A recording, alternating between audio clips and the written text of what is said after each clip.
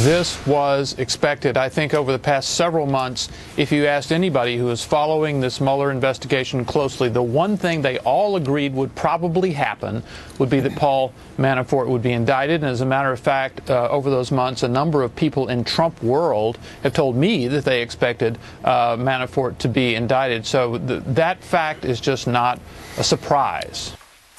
We have also learned of a second case. This is Trump aide George Papadopoulos pleading guilty to making false statements to the FBI agents investigating the Russian meddling in the election. Chief White House correspondent John Roberts is live with the story. John. And Papadopoulos was a foreign policy advisor to the Trump campaign, was hired in the spring of 2016, was an unpaid position. Like a lot of these foreign policy advisors that the Trump campaign brought in, he had suggested to the campaign, according to the information, that he had connections that could get a meeting with President Putin and then candidate Donald Trump. Apparently, the Trump campaign at every step rebuffed those entreaties. So not sure where Papadopoulos is going to go. Manafort seems to be the bigger issue right now because he did serve as the president's campaign manager for some time, campaign chairman for about 3 months' time, was wrangling delegates before that. We're not going to see the president in person until later on today when he has Halloween here at the White House, but the president is weighing in on the charges brought against Paul Manafort and his business associate on Twitter. The president saying, quote, "Sorry, but this is years ago, before Paul Manafort was part of the Trump campaign. But why aren't crooked Hillary and the Dems the focus? Also, there is no collusion." Manafort was reportedly under investigation by the FBI since back in 2014 for his connections with Ukrainian officials, also reportedly under a wiretap after being approved by a FISA court. If all of that is correct, the president's former campaign manager, Corey Lewandowski, has a real issue with that, as he explained on Fox Business just a short time ago. Listen here. If the public reports are true, and there was a time where Paul Manafort was under a FISA warrant before coming to the Trump campaign, why is it the FBI never reached out to me as the campaign manager, never reached out to Donald Trump and said, look, you might want to pause for a second and take a look before you bring this guy on board as a volunteer to hunt delegates for you? They never did that. He was under a FISA warrant supposedly both before and after his tenure at the campaign, and the FBI never notified the leading presidential candidate for a major Republican Party race, never notified him of a potential problem. This is a problem with the FBI, if you ask me.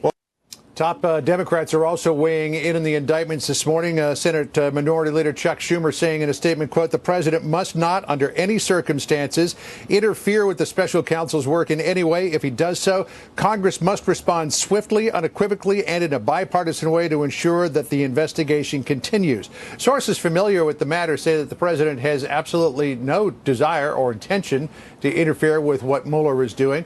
The people who are on the president's legal team feel very good about where they are in terms of the collection of documents that Mueller and his team have asked for. And the White House has told us many, many times, Melissa, that they believe that this investigation will be concluded in short order and will show no collusion on the part of the Trump campaign or on the part of the president with Russia. They feel very good about where they are. So they believe that it's in the president's best interest to allow this investigation to proceed, to come to a swift conclusion.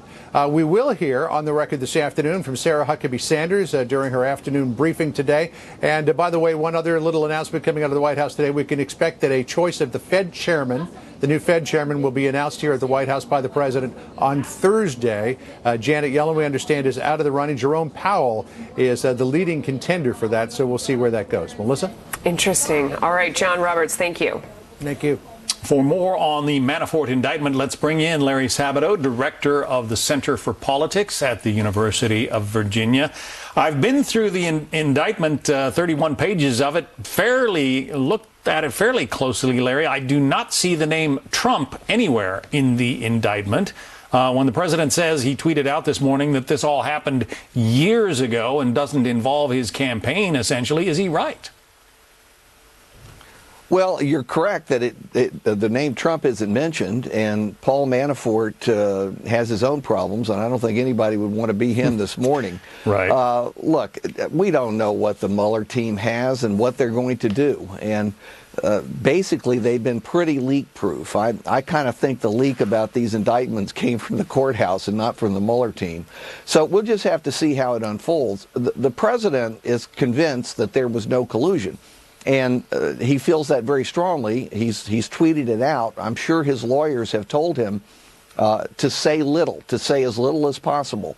If he says as little as possible, if he doesn't have any preemptive pardons, then I'm not going to say he's free and clear, but he's in a much better position than he would be otherwise. Yeah, it's not something that you want to have happen, have your former campaign chairman indicted by a special counsel.